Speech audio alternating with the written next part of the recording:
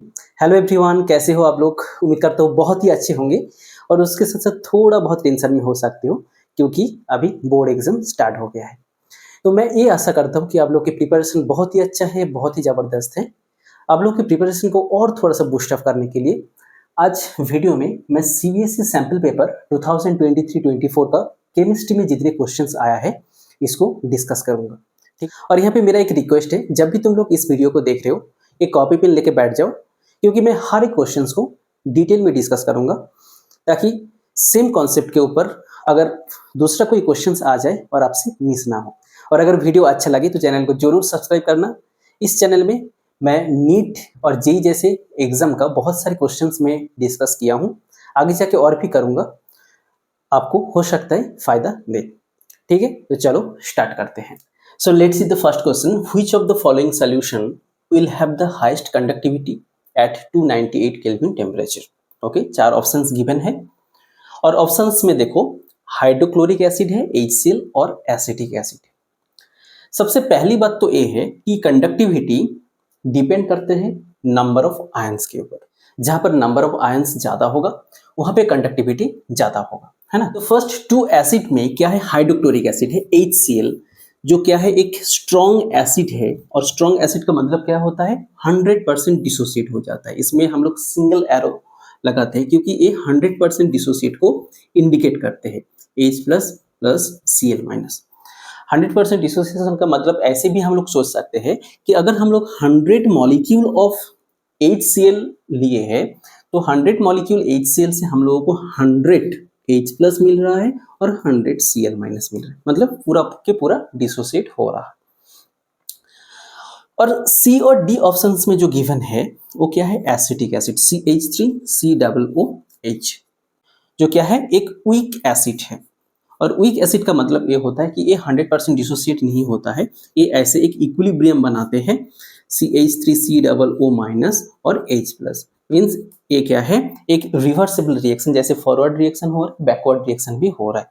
इसमें अगर तुम 100 मॉलिक्यूल लिए हो तो हो सकता है 5 से 6 मॉलिक्यूल डिसोसिएट हुआ है, 95 मॉलिक्यूल अभी तक है और 5 मॉलिक्यूल डिसोसिएट होके 5 molecule of CH3COO minus 5 molecule of H plus formation किए हैं। तो वीक एसिड 100% डिसोसिएट नहीं होता है, तो इसलिए ऑप्शन सी और ऑप्शन डी पहले हो गया है एलिमिनेट, क्योंकि उसमें तो नंबर ऑफ आयंस कम हो। बाकी अगर तुम ए और बी ऑप्शंस को देखोगे, दोनों में क्या है, स्ट्रॉन्ग एसिड हाइड्रोक्लोरिक एसिड है जो 100% डिसोसिएट होगा।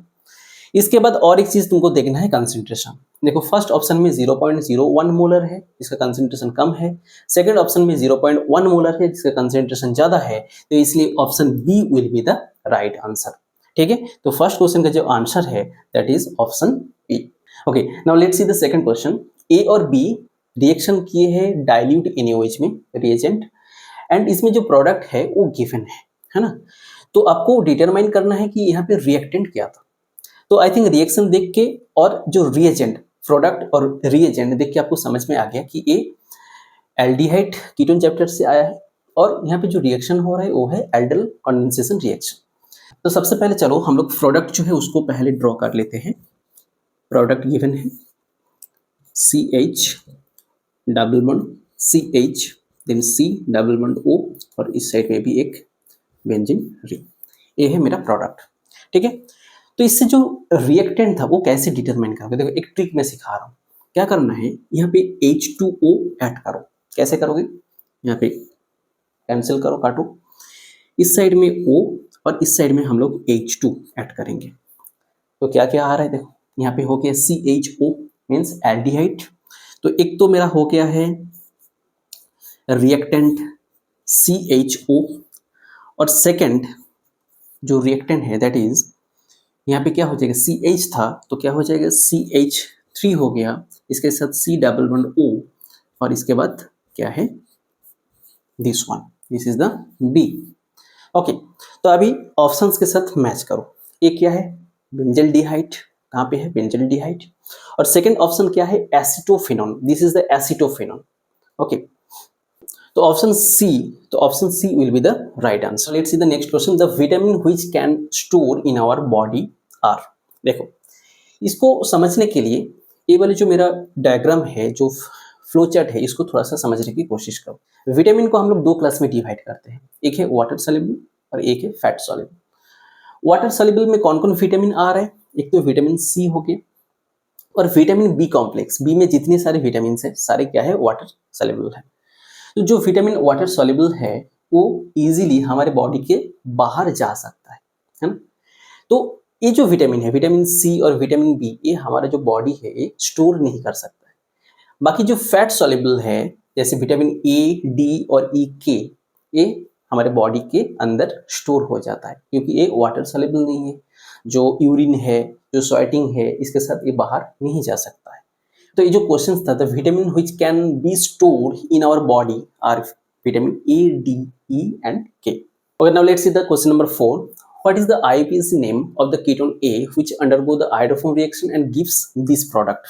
ठीक है, और उसके साथ साथ यूल ऑफ प्रेसिपिटेशन भी फॉर्मेशन हुआ है।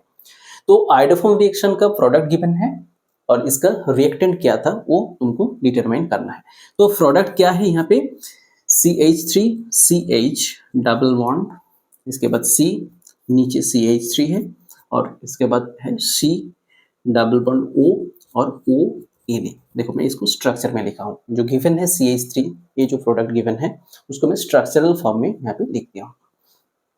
तो आयोडोफॉर्म रिएक्शन करने के बाद ये प्रोडक्ट मेरे को मिला है और इसके साथ साथ मिला है क्या है आयोडोफॉर्म दैट इज CH3I।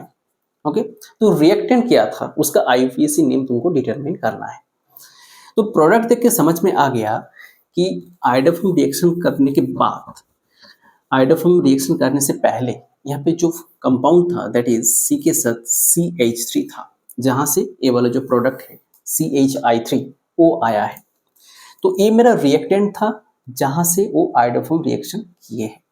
तो अभी हम लोगों को करना क्या है, इसका IUPAC नोमेनक्लेचर देखना है। तो इसको अगर IUPAC नोमेनक्लेचर करोगे तो सबसे पहले देखना है लॉन्गेस्ट कार्बन चेन, ये हो गया। इसके बाद नंबरिंग, नंबरिंग ऑब्वियसली तुम राइट साइड से करोगे क्योंकि CO जो है इसको कम नंबर देना है। तो इधर से 1 2 3 4 5, तो 3 पोजीशन में क्या है एक मिथाइल है तो क्या हो जाएगा 3 मिथाइल। इसके बाद देखो लॉन्गेस्ट कार्बन चेन में टोटल कितने कार्बन है 5 है, तो PENT AN Fountain. Next 3 position में क्या है डबल बॉन्ड है तो क्या लिखेंगे 3 इन हो गया डबल बॉन्ड के लिए। और उसके बाद 2 पोजीशन में क्या है डबल बॉन्ड O है, कीटोनिक ग्रुप है तो क्या हो जाएगा 2 ओन हो जाएगा, है ना। तो कौन से ऑप्शन के साथ मैच हो रहा है, ऑप्शन ए देखो 3 मिथाइल पेंटन 3 इन 2 ओन, तो option A will be the right answer. Okay now next question, which of the following is not correct. कुछ स्टेटमेंट गिवन है और आपको देखना है चारों ऑप्शन में कौन सा करेक्ट नहीं है। अच्छा, तो फर्स्ट ऑप्शन क्या है, in haloarenes the electron pair on halogen atoms are in conjugation with the pi electrons of the ring. This is obviously correct, है ना। क्या बोला गया है, हेलोएरिन्स, हेलोएरिन्स को हम लोग ऐसे ड्रॉ कर सकते हैं। यहाँ पे मान लो एक हेलोजन क्लोरीन है और हम सब लोग जानते हैं कि क्लोरीन के ऊपर ऐसे 6 इलेक्ट्रॉन्स होता है। ऑल्टरनेट पोजीशन में डबल बॉन्ड और इलेक्ट्रॉन्स है, ऑब्वियसली कॉन्जुगेशन में टेक पार्ट करेंगे। ये जो इलेक्ट्रॉन है ये यहाँ पे डिलोकलाइज हो जाएगा, ये इधर डिलोकलाइज होगा, तो ऐसे करके पूरे रिंग के साथ क्लोरीन के ऊपर जो इलेक्ट्रॉन्स है वो रेजोनेंस में टेक पार्ट करेगा। एंड ड्यू टू रेजोनेंस ये जो Cl जो बॉन्ड है इसमें क्या आ जाएगा, एक पार्शियल डबल बॉन्ड कैरेक्टर आ जाएगा। इसलिए तो हेलोएरिन्स जो है जनरली सब्स्टिट्यूशन रिएक्शन में टेक पार्ट नहीं करता है क्योंकि ये वाले जो बॉन्ड है ये partial double bond character gain कर लेते हैं, इसका बॉन्ड एनर्जी इंक्रीज हो जाता है ना। तो इसलिए फर्स्ट जो ए ऑप्शन है it correct. Okay, B options को चलो देखते हैं। Let's see the B option, the carbon magnesium bond is covalent and non polar in nature. तो ये तो रीड करके समझ में आ गया कि ये ग्रिग्नर रीजन को इंडिकेट कर रहा है जहाँ पे कार्बन मैग्नीशियम बॉन्ड होता है। तो चलो एक एग्जाम्पल देखते हैं, CH3 Mg मैग्नीशियम और Br।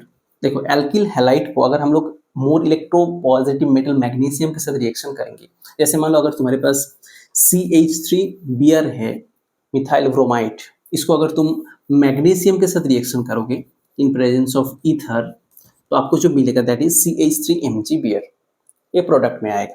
और ये क्या है, ग्रिग्नर रिएजेंट है, इसको हम लोग ग्रिग्नर रिएजेंट बोलते हैं। इसमें एक खास बात ये है, अगर तुम ये वाले जो कंपाउंड है CH3Br को कंसीडर करोगे, इसमें देखो bromine is more electronegative than carbon.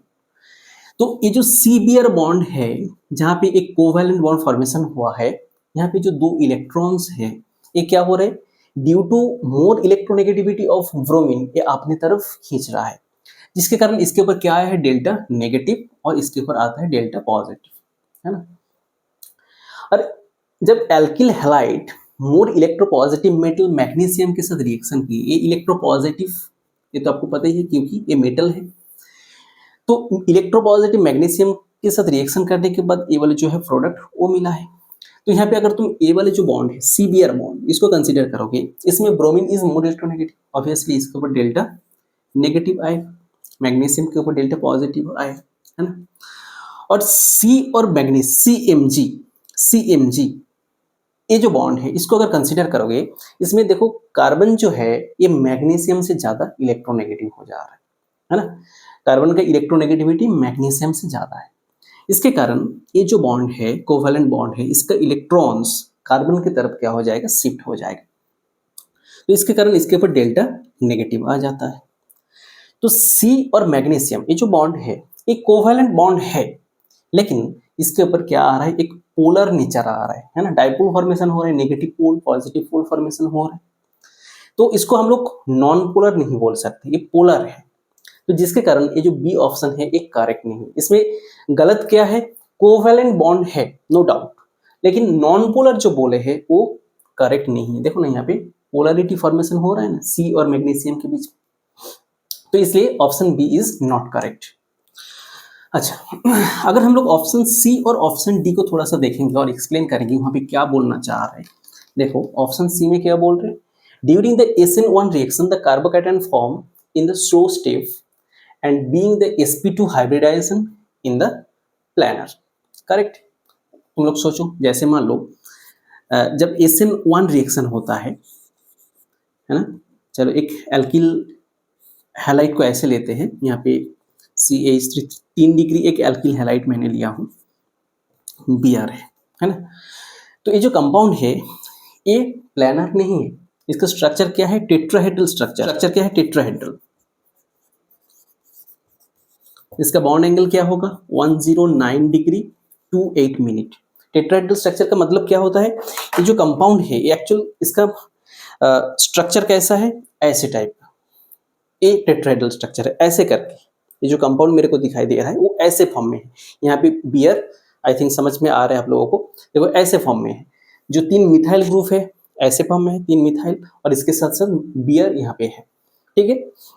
और ये जो बॉन्ड एंगल है ये क्या है, 109 डिग्री 28 मिनट, इस फॉर्म में है। अच्छा, यहाँ पे क्या होता है, स्टेप 1 में जब हम लोग SN1 रिएक्शन देखते हैं, स्टेप 1 में क्या होता है, जो न्यूक्लियोफाइल अटैक करने के लिए आ रहा है वो वीक न्यूक्लियोफाइल है, तो जिसके कारण वो कब आएगा, उसके लिए जो लिविंग ग्रुप है Br वो वेट नहीं करता है, पहले स्टेप नंबर 1 में ये जो लिविंग ग्रुप है वो बाहर जाता है। तो इसमें क्या चेंजेस होता है, मेरा जो ऐसे टाइप का जो देखो ऐसे था, यहाँ से ब्रोमाइड बाहर जा रहा है, जैसे ही ब्रोमाइड बाहर गया ये जो 3 ग्रुप रिमेनिंग जो 3 ग्रुप है ये एक प्लेन में आ गया है, ऐसे फॉर्म में आ गया है, ट्राइगोनल प्लानर फॉर्म में आ गया, तीनों जो मिथाइल है वो ऐसे फॉर्म में आ गया है। तो इसको हम लोग ऐसे लिख सकते हैं, जो कार्बन एज इट इज है, ये जो 3 मिथाइल है इसको हम लोग ऐसे करके दिखाते हैं, मिथाइल CH3 और CH3। तो Br तो यहाँ पे जो 2 इलेक्ट्रॉन्स था उसको लेके भाग गया है, इसलिए कार्बन के ऊपर इलेक्ट्रॉन डेफिशिएंसी पॉजिटिव चार्ज आ गया है, और ये जो फॉर्मेशन हुआ है इसको बोलते हैं कार्बोकैटायन, ठीक है। ये फॉर्म होने के बाद ये स्टेप 1 में होता है, और वही यहाँ पे देखो बोला गया है कि during the SN1 reaction the carbocation form in the slow step, ये जो स्टेप होता है ये स्लो होता है, और इसको ये स्लो होता है इसलिए इसको बोला जाता है RDS, ठीक है, रेट डिटरमाइनिंग स्टेप बोलते हैं। इस स्टेप में हम लोग रिएक्शन का जो रेट है उसको भी डिटरमाइन कर सकते हैं। तो ये स्टेप नंबर 1। स्टेप नंबर 2 में क्या होता है, न्यूक्लियोफाइल आके, न्यूक्लियोफाइल हो सकता है कोई भी वीक न्यूक्लियोफाइल, जैसे CH3O- एक वीक न्यूक्लियोफाइल, वो आके क्या करते हैं, इसमें अटैक करते हैं। तो अटैक करते टाइम यहाँ पे एक बार मैं बोल देता हूँ, अटैक करते टाइम क्या होता है, जैसे मान लो अभी कार्बोकैटायन ऐसे हो गया है, ऐसे फॉर्म में, है ना। तो न्यूक्लियोफाइल आ रहे हैं अटैक करने के लिए, तो उसके पास देखो दो रास्ता है, वो या तो इस साइड से अटैक कर सकते हैं और नहीं तो इस साइड से भी तो अटैक कर सकते हैं। अगर वो इस साइड से अटैक करेंगे तो क्या हो जाएगा, फिर से ये ऐसे मुड़ जाएगा, ठीक है, इस साइड में आएगा, न्यूक्लियोफाइल आके यहाँ पे ज्वाइन हो गया है। और अगर इस साइड में अटैक हुआ है तो ये तीनों इस साइड ऐसे करके आ जाएगा, न्यूक्लियोफाइल यहाँ पे आके अटैक करेगा, मतलब फिर से वो टेट्राहेड्रल फॉर्म में आ जाता है। तो आई थिंक समझ में आ गया है। तो अल्टीमेटली मेरा जो सी ऑप्शन है वो करेक्ट है। और यहाँ पे और एक चीज मैंने तुम लोगों को बोल देता हूँ कि जो कार्बोकैटायन फॉर्मेशन हुआ है इसका स्टेबिलिटी हम लोग सब जानते हैं कि 3 डिग्री कार्बोकैटायन का स्टेबिलिटी सबसे ज्यादा होता है, देन 2 डिग्री, और उसके बाद आता है 1 डिग्री कार्बोकैटायन। तो यहाँ पे देखो 3 डिग्री कार्बोकैटायन है तो इसलिए इसका स्टेबिलिटी ज्यादा होगा। तो for that reason SN1 reaction का जो रेट होता है वो 3 डिग्री में, 3 डिग्री जो एल्किल हैलाइड है वहां पे सबसे ज्यादा होता है, उसके बाद 2 डिग्री में, 1 डिग्री में जनरली नहीं होता है। इसलिए तुम लोग याद करो जो लूकास रिएजेंट वाला जो रिएक्शन है वहां पे 1 डिग्री में कोई प्रोडक्ट नहीं आता है, क्योंकि वो भी SN1 रिएक्शन फॉलो करता है। लूकास रिएजेंट याद है, ZnCl2 HCl। अगर कोई भी अल्कोहल में तुम ZnCl2 HCl को ऐड करोगे तो क्या हो जाता है, Cl तो ऐड होता है लेकिन वो भी SN1 मैकेनिज्म फॉलो करते हैं, जिसके कारण 3 डिग्री 2 डिग्री में तो रिएक्शन होता है लेकिन 1 डिग्री में नहीं होता है। ठीक है, तो आई थिंक ऑप्शन सी अब लोगों को क्लियर हो गया कि एक करेक्ट क्यों है। ठीक है, इसके बाद देखते हैं ऑप्शन डी को, वहां पे क्या बोला गया है। क्या बोला है, out of CH double bond CHCl और C6H5CH2Cl, इनमें से C6H5CH2Cl is more reactive towards the SN1 reaction. दोनों कंपाउंड को पहले ड्रॉ करते हैं। देखो फर्स्ट कंपाउंड क्या है, CH2 डबल बॉन्ड CH और Cl, और सेकंड कंपाउंड क्या है, C6H5 मींस बेंजीन रिंग हो गया, इसके बाद CH2 then Cl, second compound. ठीक है, तो इन दोनों में से कौन सा substitution, SN1 means substitution reaction में टेक पार्ट करेगा। तो देखो सब्स्टिट्यूशन रिएक्शन करने के लिए सबसे पहले तो लिविंग ग्रुप को तो लीव होना ही चाहिए, है ना। इसके ऊपर डिपेंड करता है कि रिएक्शन रेट किसका ज्यादा होगा। अगर तुम ए वाले कंपाउंड को कंसीडर करोगे, यहाँ पे जो लोन पेयर है Cl के ऊपर जो लोन पेयर है ऑल्टरनेट पोजीशन में क्या है, डबल बॉन्ड, इसके साथ कंजुगेशन में वो टेक पार्ट कर सकता है, रेजोनेंस में टेक पार्ट करेगा, एंड ड्यू टू रेजोनेंस ये जो CCl बॉन्ड है ये partial double bond character gain करेगा, जिसके कारण CCl बॉन्ड एनर्जी इंक्रीज हो जाएगा, इसलिए Cl इजीली यहाँ से जाएगा नहीं, लीव नहीं होगा। जबकि ए वाले कंपाउंड में देखो यहाँ पे क्लोरीन के ऊपर जो इलेक्ट्रॉन्स है वो ऑल्टरनेट पोजीशन में डबल बॉन्ड को उसको नहीं मिल रहा है, देखो और एक बॉन्ड है उसके बाद डबल बॉन्ड आ रहा है, तो कंजुगेशन होने का यहाँ पे कोई चांसेस ही नहीं, तो इसलिए यहाँ पे Cl इजीली रिमूव हो सकता है। तो for that reason SN1 reaction में अगर इन दोनों को कंपेयर करोगे इसका रिएक्शन रेट ज्यादा हो जाएगा, तो ऑप्शन डी इसलिए मेरा करेक्ट है। ठीक, तो मेरे को यहाँ पे नॉन करेक्ट देखना है, तो नॉट करेक्ट कौन सा हो रहा है, ऑप्शन बी। ठीक है, ओके, तो चलो नेक्स्ट क्वेश्चन को देखते हैं। Now let's see the next question, match the properties with the elements of 3D series. देखो यहाँ पे कुछ प्रॉपर्टीज गिवन है और उस साइड में देखो 3D सीरीज में कुछ मेटल्स गिवन है, स्कैंडियम, मैंगनीज, जिंक और टाइटेनियम। ठीक है, तो आपको क्या करना है, ये जो 3 प्रॉपर्टीज है इसके साथ जो मेटल उसको मैच करना है। देखो फर्स्ट ऑप्शन में क्या बोला गया है, लोएस्ट एंथैल्पी ऑफ एटोमाइजेशन, है ना। अच्छा, तो आई थिंक एटोमाइजेशन एंथैल्पी जो है इसके बारे में आप लोगों को आइडिया अगर नहीं है तो मैं थोड़ा बहुत इस पे डिस्कस करना चाहूँगा। देखो एंथैल्पी ऑफ एटोमाइजेशन, इसको अगर हम लोग सीधे वर्ड में बोलेंगे तो वो क्या है, अगर मान लो तुम्हारे पास एक मॉलिक्यूल है और मॉलिक्यूल से एटम में कन्वर्ट करने के, देखो मॉलिक्यूल का फॉर्म होता है जब मोर देन वन एटम एक दूसरे के साथ बॉन्ड फॉर्मेशन करते हैं। जैसे मान लो एक एग्जांपल है हाइड्रोजन मॉलिक्यूल H2, इसका मतलब क्या है, यहाँ पे हाइड्रोजन और एक हाइड्रोजन के साथ कोवैलेंट बॉन्ड है, दोनों के बीच में इलेक्ट्रॉन शेयर हुआ है, इक्वली शेयरिंग कर रहे हैं, बॉन्ड फॉर्मेशन की। हाइड्रोजन मॉलिक्यूल से अगर मेरे को एटम फॉर्म में लेके जाना है, 2H फॉर्म में लेके जाना है, तो ये जो बॉन्ड है इसको तो ब्रेक करना पड़ेगा, और ब्रेक करने के लिए क्या चाहिए, रिक्वायर चाहिए क्या, एनर्जी E। तो जहां पे एनर्जी का जरूरत होता है, एनर्जी एब्जॉर्ब होता है, उसको क्या बोलते हैं, एंडोथर्मिक रिएक्शन बोलते हैं। तो ये जो रिएक्शन है ये जो एंथैल्पी ऑफ एटमाइजेशन है ये क्या है, यहाँ पे डेल एच क्या आ जाएगा, पॉजिटिव आएगा। पॉजिटिव क्यों आ रहा है, क्योंकि ये एक एंडोथर्मिक प्रोसेस है, यहाँ पे एनर्जी एब्जॉर्ब हो रहा है ना।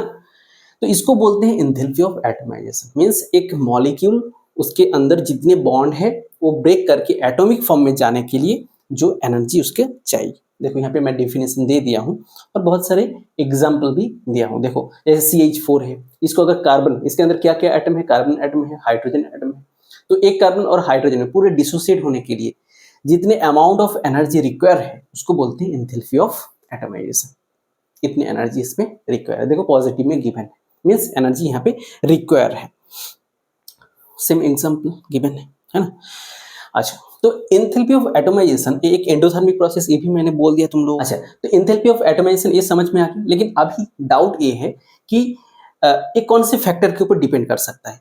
देखो अगर मॉलिक्यूल के अंदर inter atomic force of attraction ज्यादा है तो वो जो बॉन्ड है वहां पे ब्रेक करने के लिए ज्यादा एनर्जी चाहिए, तो इस केस में एंथैल्पी ऑफ एटमाइजेशन ज्यादा हो जाएगा। तो जहां पे इंटर एटॉमिक अट्रैक्शन फोर्स ज्यादा है, जिस बॉन्ड को ब्रेक करने के लिए मेरे को ज्यादा एनर्जी चाहिए होगा, वहां पे एंथैल्पी ऑफ एटमाइजेशन ज्यादा होगा। और एक कौन से फैक्टर के ऊपर डिपेंड करता है, अगर मैं ट्रांजिशन मेटल का बात करूं तो वहां पे देखो जिस एलिमेंट में ज्यादा से ज्यादा अनपेयर्ड इलेक्ट्रॉन होगा वो बॉन्ड फॉर्मेशन करेगा, और इस केस में एंथैल्पी ऑफ एटमाइजेशन ज्यादा हो जाएगा। तो इसका मतलब है मेरे को देखो क्वेश्चंस में देखना था किसका सबसे कम है, तो जहां पे कोई अनपेयर्ड इलेक्ट्रॉन नहीं है वहां पे एंथैल्पी ऑफ एटमाइजेशन कम हो जाएगा। तो ऐसे कौन सा मेटल है, अगर तुम स्कैंडियम से जिंक तक जाओगे, जिंक में क्या हो जाता है, याद करो 4s2 3d10 हो जाता है। तो इसका मतलब है देखो 4s ऑर्बिटल और 3d ऑर्बिटल सारे फुलफिल्ड है, कोई अनपेयर्ड इलेक्ट्रॉन नहीं है। तो इस केस में जिंक का क्या हो जाता है, एंथैल्पी ऑफ एटमाइजेशन सबसे कम हो जाता है। ठीक है, तो चलो एक बार क्वेश्चंस को देखते हैं।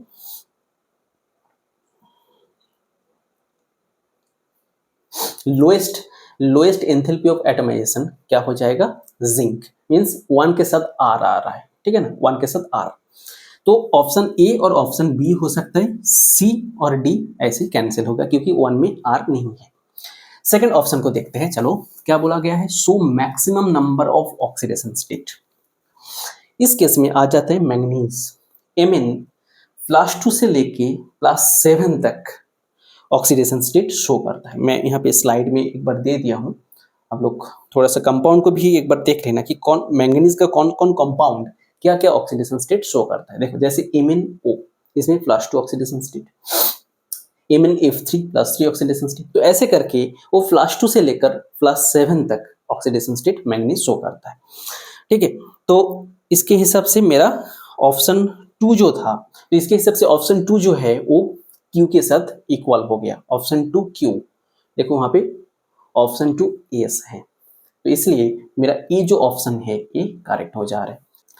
ऑप्शन 3 को भी एक बार देख लेते हैं कि transition metal that doesn't form the colour compound, वो तो स्कैंडियम होता है ना। स्कैंडियम, अच्छा स्कैंडियम क्यों कलर नहीं शो करते हैं, क्योंकि स्कैंडियम का इलेक्ट्रॉनिक कॉन्फ़िगरेशन क्या होता है आप सब लोग जानते हो, स्कैंडियम इज 4s2 3d1, ये है इसके इलेक्ट्रॉनिक कॉन्फ़िगरेशन। तो अभी तुमको समझना पड़ेगा कि ट्रांजिशन मेटल जो है वो कलर क्यों शो करता है। हम सब लोग जानते हैं कि जब लिगेंड इलेक्ट्रॉन को लेके सेंट्रल मेटल के ऊपर अप्रोच करता है, डी में ऐसे टोटल 5 ऑर्बिट होता है, ठीक है ना। तो जब लिगेंड इलेक्ट्रॉन को लेके मेटल की तरफ अप्रोच करता है तो ये जो डी ऑर्बिटल है ये क्या हो जाता है, स्प्लिट हो जाता है। ऐसे 3 ऑर्बिटल नीचे आ जाता है, 2 ऑर्बिट ऐसे ऊपर आ जाते हैं, ऐसे करके, जिसको एक को बोलते हैं T2G, ये तो आप लोग सब पढ़े चुके हैं, और इसको बोलते हैं EG। तो अगर डी ऑर्बिटल में कोई इलेक्ट्रॉन्स है ना, तो वो जैसे मान लो यहाँ पे कोई इलेक्ट्रॉन्स, ऐसे 2 इलेक्ट्रॉन है डी ऑर्बिटल में, तो इसके पास एक ऑप्शन आ गया है, वो अगर किसी से कोई एनर्जी गेन करेगा तो यहाँ पे जो इलेक्ट्रॉन्स है T2G से EG में जंप कर सकता है ना। तो एनर्जी लेके वो T2G से EG में जंप किए हैं, लेकिन इलेक्ट्रॉन तो यहाँ पे स्टेबल नहीं हो सकते, तो उसको फिर से वापस आना है। तो जिस एनर्जी गेन करके वो ऊपर गया है, सेम एनर्जी को रिलीज करके नीचे आना पड़ेगा, और वो जिस कलर के वेवलेंथ के साथ मैच हो जाता है, सेम कलर वो शो करता है। This is the main reason to show the colour of the transition metals, और इसको बोला जाता है डी ट्रांजिशन। ठीक है, इसको बोलते हैं डी ट्रांजिशन। तो कलर शो करने के लिए सबसे पहले तो स्प्लिटिंग होना है डी ऑर्बिटल, और सेकेंड कंडीशन जो है इलेक्ट्रॉन्स होना चाहिए। अगर मान लो डी ऑर्बिटल में कोई इलेक्ट्रॉन्स ही नहीं है तो इलेक्ट्रॉन जंप कैसे करे, है ना। तो देखो स्कैंडियम जो है ये जनरली क्या करते हैं, +3 स्टेट में स्टेबल होता है। जितने कॉम्प्लेक्स कंपाउंड बनाते हैं वो +3 स्टेट में आता है। तो स्कैंडियम का तो इलेक्ट्रॉनिक कॉन्फ़िगरेशन ये था 4s2 3d1, लेकिन जब वो स्कैंडियम +3 में आ गया, +3 का मतलब क्या है, ये 3 इलेक्ट्रॉन को छोड़ दिए। तो 3 इलेक्ट्रॉन कहाँ से जाएगा, सबसे पहले 4s का 2 इलेक्ट्रॉन जाएगा, 4s 0, और 3d का 1 इलेक्ट्रॉन गया, 3d 0। समझ में आ रहा है। तो डी ऑर्बिटल में कोई इलेक्ट्रॉन्स ही नहीं, कलर कहाँ से शो करे। तो इसलिए transition metals that doesn't form the colour compound that is scandium. तो देखो सारे मैच हो गया, 1 के साथ R, 2 के साथ Q और 3 के साथ V। ठीक है, तो first option is the correct. Okay, now the next question. If the initial concentration of the substance A is given 1.5 molar and after 120 seconds the concentration of the substance A is 0.75 molar, okay, the rate constant of the reaction if it follows the zero order kinetics. ठीक है, देखो questions कहाँ से आया है, chemical kinetics से आया है। क्या क्या गिवन है, न्यूमेरिकल्स को सबसे इजीली सॉल्व करने के लिए सबसे पहले जो करना चाहिए, गिवन क्वांटिटी क्या है उसको पहले नोट डाउन कर लो। देखो इनिशियल कंसंट्रेशन जिसको हम लोग A0 से डिनोट करते हैं, that equals to 1.5 molar given है।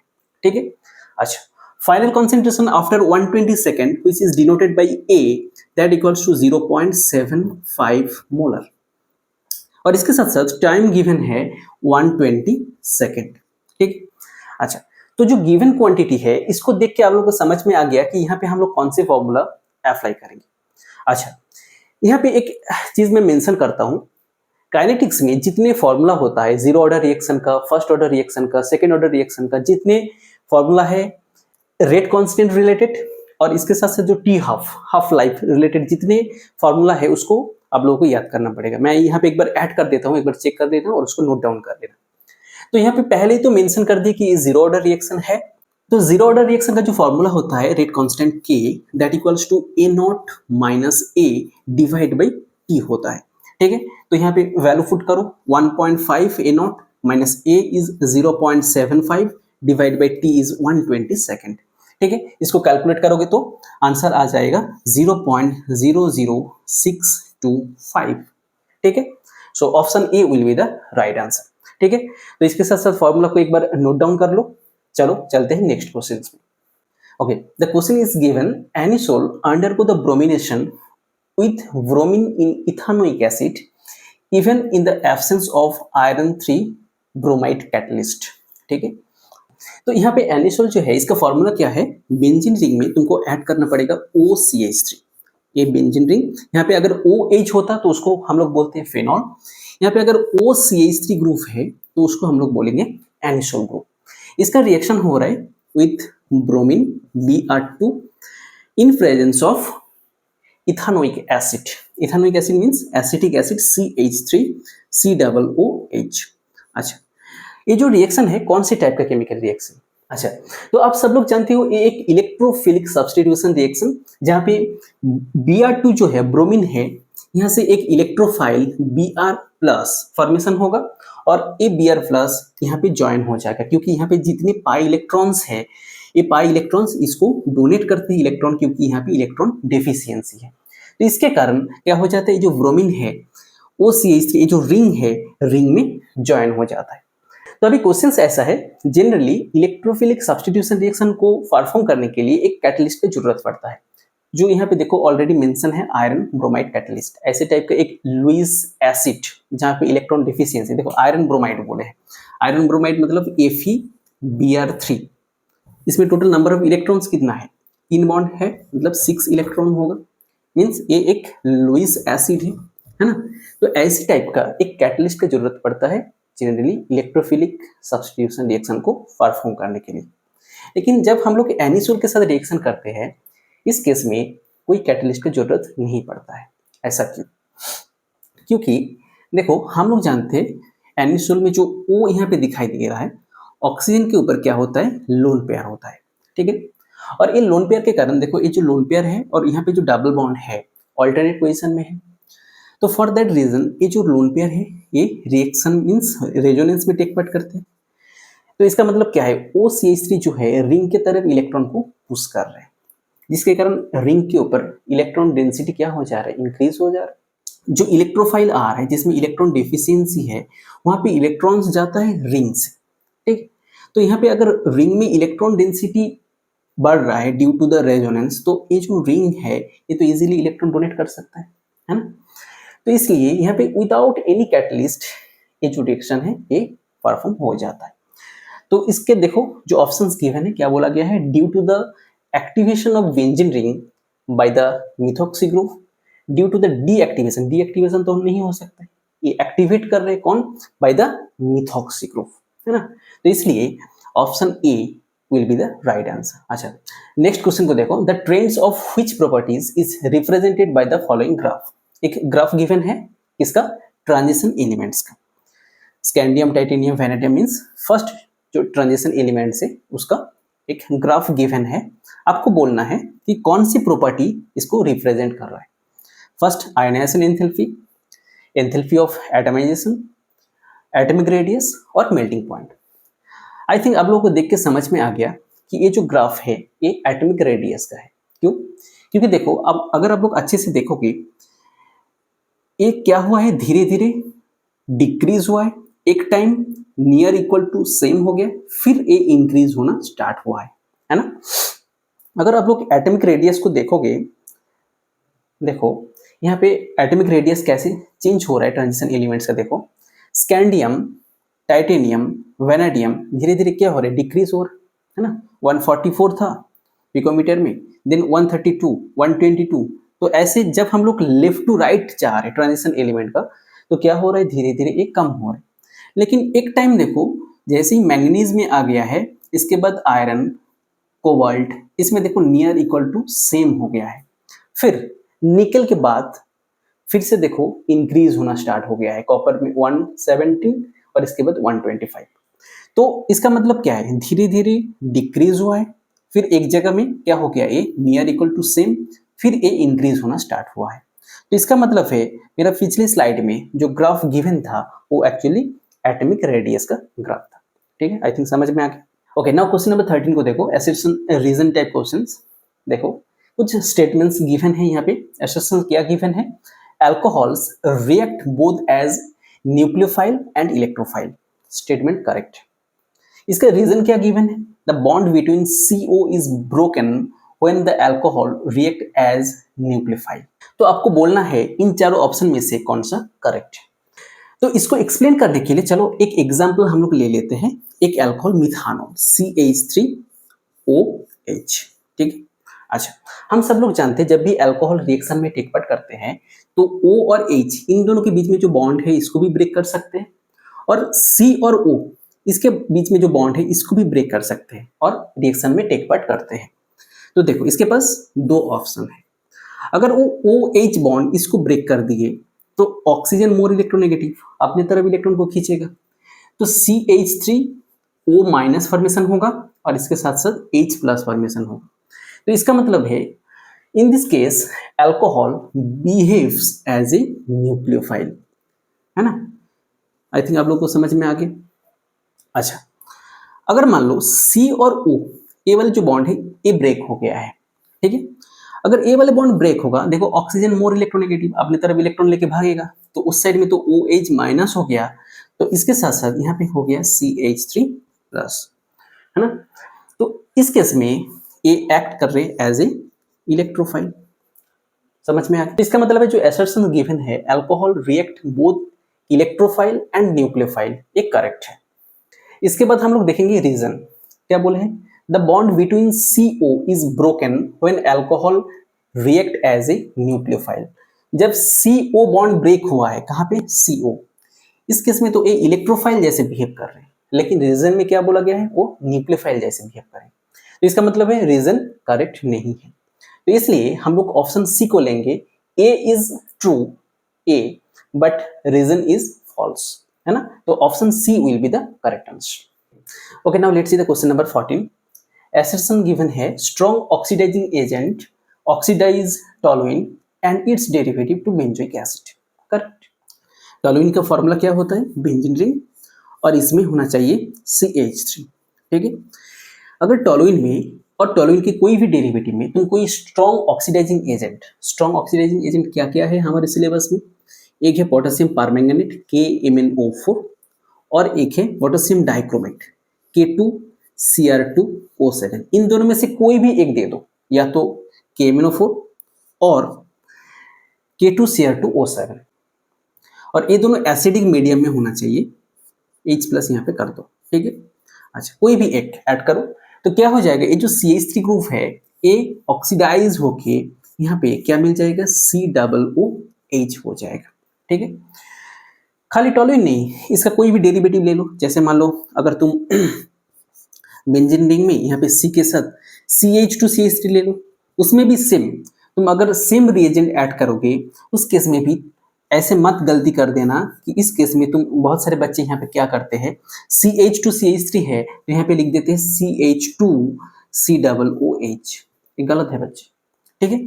इस केस में भी क्या फॉर्मेशन होता है, COOH फॉर्मेशन होता है, ठीक है, बेंजोइक एसिड फॉर्मेशन होता है, ठीक है। तो टोलुइन को तुम अगर स्ट्रॉन्ग ऑक्सीडाइजिंग एजेंट के रेस्पेक्ट में ऑक्सीडाइज करोगे तो बेंजोइक एसिड फॉर्मेशन होता है, असर्शन इज करेक्ट, ठीक है। Okay, now let's see the reason. It is possible to stop the oxidation of toluene at the aldehyde stage with the suitable reagent. The reason also correct. जो reason में जो statement given है एक correct है। हम लोग toluene को aldehyde stage में इसको स्टॉप कर सकते हैं, इसका जो ऑक्सीडेशन है इसको स्टॉप कर सकते हैं। कौन से केमिकल रिएक्शन है, एक बार याद करो, हम लोग को आई थिंक याद आ गया है, इटर्ड रिएक्शन। देखो यहाँ पे अगर मान लो तुम्हारे पास टोलुइन है और इसको आपको रिएक्शन करना है CrO2Cl2 के साथ, ठीक है, बहुत ही इंपॉर्टेंट रिएक्शन है CrO2Cl2 इसके साथ, इन प्रेजेंस ऑफ, या तो तुम कार्बन डाइसल्फाइड ले सकते हो, कोई भी नॉन पोलर सॉल्वेंट, या तो कार्बन डाइसल्फाइड CH2 ले सकते हो, और नहीं तो CCl4 भी ले सकते हो, कोई भी एक प्रेजेंस में CrO2Cl2 के साथ रिएक्शन करना है। फर्स्ट स्टेप में क्या हो जाता है, एक ब्राउन कलर का क्रोमियम कॉम्प्लेक्स फॉर्मेशन करते हैं।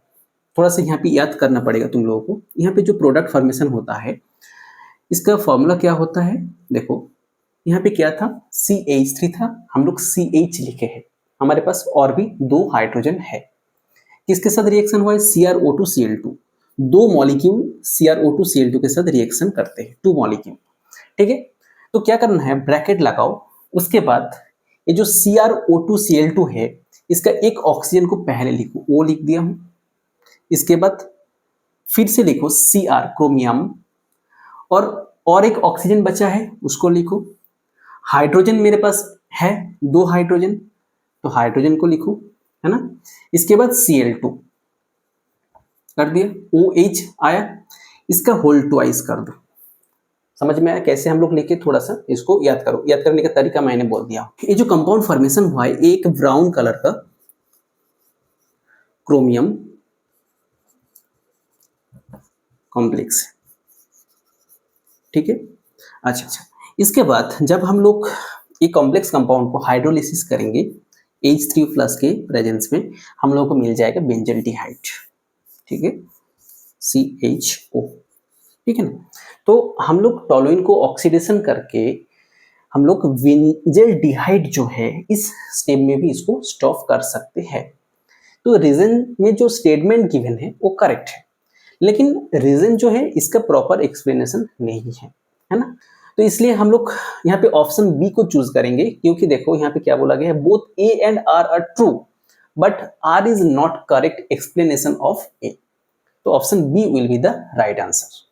Now let's move into the question number 15। देखो ये बायोमोलिक्यूल्स से आया है, assertion is given enzymes are very specific for a particular reactions and for a particular substance. It is correct. Enzyme जो है वो क्या होते हैं, वेरी स्पेसिफिक होता है, कहाँ पे केमिकल रिएक्शन करेगा, ये स्पेसिफिक होता है। रीजन क्या गिवन है, enzymes are biocatalyst, it also correct. लेकिन यहाँ पे भी सेम है, देखो रीजन जो है ये असर्शन का प्रॉपर एक्सप्लेनेशन नहीं है, ठीक है, तो इसलिए हम लोग ऑप्शन बी को ही लेंगे। Both A and R correct but R is not correct explanation of A, ठीक है। Now let's move into the question number 16। Assertions क्या given है, during the electrolysis of aqueous copper sulfate solution using copper electrode hydrogen gas is released at the cathode, ठीक है। तो हम लोग करना क्या है, इलेक्ट्रोलाइसिस करना है कॉपर सल्फेट सॉल्यूशन का। चलो एक बीकर ले लिए हैं हम लोग, यहाँ पे दो इलेक्ट्रोड जो कॉपर मेटल से बना हुआ है, क्वेश्चन में देखो मेंशन है कॉपर मेटल से बना हुआ होना चाहिए। अच्छा, इसको हम लोग बैटरी का पॉजिटिव और नेगेटिव जो है इसके साथ ज्वाइन कर दिए हैं, और यहाँ पे इलेक्ट्रोलाइट क्या है, कॉपर सल्फेट है, CuSO4 सॉल्यूशन है, ठीक है। अच्छा, और ये भी कॉपर मेटल से बना हुआ है। अच्छा, इसमें कैथोड कौन है, एनोड कौन है, इसको याद करने के लिए मैं एक ट्रिक सिखाता हूं, दैट इज पैनिक, ठीक है। कौन सा कैथोड है कौन सा एनोड है, इसको लेके हम लोग बहुत पैनिक होते हैं, तो इसको याद रखो पैनिक। पैनिक का मतलब क्या होता है, positive anode negative is cathode. तो बैटरी का जो पॉजिटिव पार्ट है इसके साथ जो इलेक्ट्रोड ज्वाइन है ये क्या है, एनोड है जो कॉपर मेटल से बना हुआ है, और यहाँ पे आ गया है कैथोड। ये कैथोड क्यों है, ये नेगेटिव साइड जो है बैटरी का जो नेगेटिव साइड है इसके साथ ज्वाइन है, ठीक है। यहाँ तक क्लियर हो गया पिक्चर। अच्छा, इलेक्ट्रोलाइट क्या है, कॉपर सल्फेट। हम सब लोग जानते हैं कॉपर सल्फेट कैसे डिसोसिएट होता है एक्वस सॉल्यूशन में, कॉपर +2 और SO4-2 ऐसे फॉर्म में वो डिसोसिएट हो जाता है। तो इसका मतलब है ये जो मेरा इलेक्ट्रोलाइट है इसके अंदर क्या क्या है, कॉपर +2 है और SO4-2 है। अच्छा, वाटर मॉलिक्यूल वो भी डिसोसिएट हो सकता है, H+ + OH- में डिसोसिएट हो सकता है। अच्छा, अभी देखो कैथोड पूरा नेगेटिवली चार्ज्ड है। ऐसे नेगेटिवली चार्ज क्यों है, क्योंकि ये बैटरी का नेगेटिव पार्ट जो है इसके साथ ज्वाइन है। तो इसका मतलब है इलेक्ट्रोलाइट में जो पॉजिटिव पार्ट है, पॉजिटिव आयंस है कॉपर +2 और H+ दोनों इसके तरफ जा सकता है। लेकिन सबसे पहले कैथोड में कौन रिएक्शन करेगा वो डिपेंड करते हैं उसका इलेक्ट्रोड पोटेंशियल के ऊपर। देखो यहाँ पे रीजन में बोला गया है the electrode potential of copper +2 copper is greater than H+H2, ये करेक्ट है। कॉपर +2 का जो इलेक्ट्रोड पोटेंशियल है वो ज्यादा होता है H+ से, तो इसलिए कैथोड में जो केमिकल रिएक्शन होगा यहाँ पे दोनों तो जा रहा है कॉपर +2 H+, लेकिन कॉपर +2 जाके केमिकल रिएक्शन में टेक पार्ट करते हैं। रिएक्शन कैसे होता है, कॉपर +2 ये क्या करते हैं, कैथोड से 2 इलेक्ट्रॉन गेन करते हैं और as a copper metal deposit हो जाता है कहाँ पे, कैथोड में। बात समझ में आया। तो इसका मतलब है यहाँ पे जो एसर्शंस गिवन है हाइड्रोजन गैस फॉर्मेशन होगा कैथोड में, ये गलत है, वहां पे कॉपर मेटल फॉर्मेशन होगा। बात समझ में है। अच्छा, यहाँ पे और एक चीज मैं बोल दे रहा हूँ, देखो जैसे यहाँ पे मान लो कॉपर +2 जो सॉल्यूशन में था ये अभी जाके कैथोड में डिपोजिट हो गया है, तो इसमें क्या हो जाएगा, सॉल्यूशन से धीरे धीरे कॉपर +2 का जो आयंस है ये धीरे धीरे कम होता जाएगा, इसका डेफिशिएंसी क्रिएट हो।